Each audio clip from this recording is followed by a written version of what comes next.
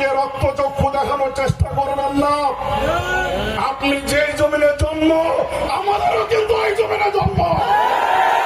এই জমিনে যদি আপনার শিকড় থাকে আমাদেরও কিন্তু শিকড় এই জমিনে আছে। আপনার গায়ে যদি রক্ত থাকে, আমাদের গায়েও কিন্তু রক্ত আছে। যারা 17 বছর জুলুমের শিকার হয়েছিল, তারা আজকে জালিম সেজে জামাত শিবিরকে রক্তচক্ষু দেখাতে চায়। এদেশে 1400 শহীদ, 30,000 পঙ্গুত্তর বিনিময়ে আপনার শেখ হাসিনার পতন হয়েছিল। সেদিন আমরা ওই চৌরাস্তার একই জায়গায় আজাদ সাহেবের সাথে বক্তব্য রেখেছিলাম।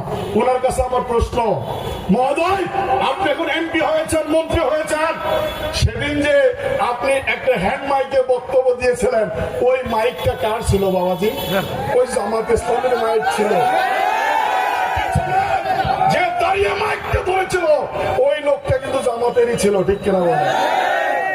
আপনি জামাতের সাথে কথা বলে এই দেবীগঞ্জ স্বাধীন করলেন, আর এখন পাওয়ারে আইসা কম করেন আপনি দোষ দেন জামাত শিবির। নারী নিয়ে ধরা পড়ছেন, এটা আমরা কেমনে জানি? আপনার ফেসবুকে প্রকাশ পাইছে। বোধা দেবীগঞ্জে মানববন্ধন শুরু করলেন, মিছিল শুরু করলেন, ইউনিয়নে লোকজন নামাই দিলেন। ভাই আপনি যে অকাম করছেন, এটাকে আমরা বলছি না, আপনার লোকেরা বলছে। ভাই মানববন্ধনের মাধ্যমে, ফেসবুকের মাধ্যমে আপনার লোকেরা এগুলা ছড়াইছে, আমরা কিন্তু ছড়াই নাই।